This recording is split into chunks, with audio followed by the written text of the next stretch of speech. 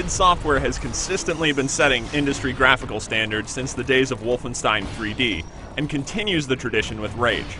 Built using id Tech 5, this cross-platform shooter impresses with incredible visuals and great gameplay. id tries a few things new this time around, including an increased emphasis on story, as well as a new weapon upgrade structure and vehicle combat. Though not everything works well and Rage is not a revolutionary product, the end result is another great game from id.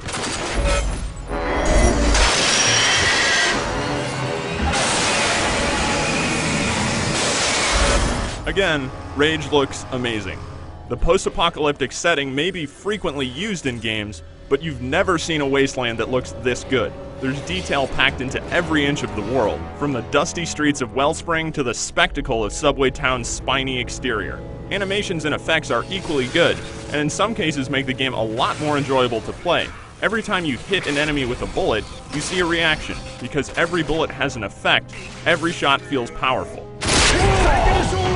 The character designs and animations are so well done that it's easy to miss that none of your tasks in Rage are particularly novel, and nobody has anything especially interesting to say. None of the game's personalities are more than caricatures. Oh, I am so glad I got out of bed this morning. The story, where you emerge from a vault in a post-apocalyptic wasteland and have to figure out how to survive, doesn't really go anywhere either, and fails to deliver any kind of satisfying conclusion.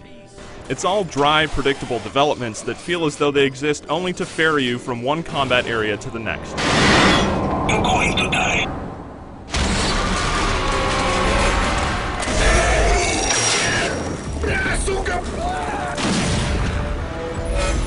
Combat in Rage is a lot of fun. Every weapon feels powerful, the controls work really well, and you'll routinely be attacked by challenging foes, assuming you've bumped up the difficulty level. Encounter design is well done, mixing in special enemy types with the regular grunts. As the challenge increases, you need to use special ammunition types and craftable items to overcome obstacles, giving you a wide assortment of ways to fight. You can cobble together sentry turrets and robots, bladed wing sticks, turn your shotgun into a grenade launcher, and fire off mind control bolts, provided you have the proper materials and schematics. Though the wasteland has big open areas, the first-person shooting is meant to occur mostly in enclosed spaces.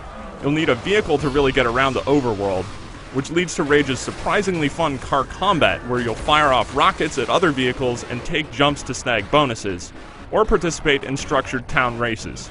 The car combat contributes to Rage's overall goofy tone. At times it's an intense shooter experience, at others it feels like an old-school arcade game. This tone is especially true of the multiplayer and co-op modes.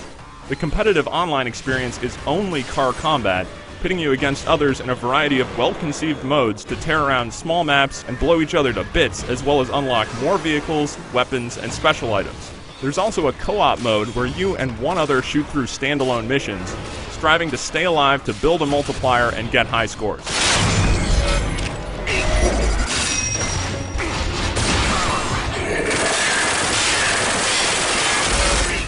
There's a lot of content in Rage, from the 10 to 12 hour main story mode to the mini-games, the side quests, to the co-op and car combat multiplayer. If the overall story and personalities of the Wasteland's inhabitants were developed half as well as the visuals, it may have been a more exciting journey. But despite that, it's easy to appreciate its accomplishment. Rage is no revolution, but it is a big, polished, and expertly crafted shooter. For more on Rage, head over to IGN.com.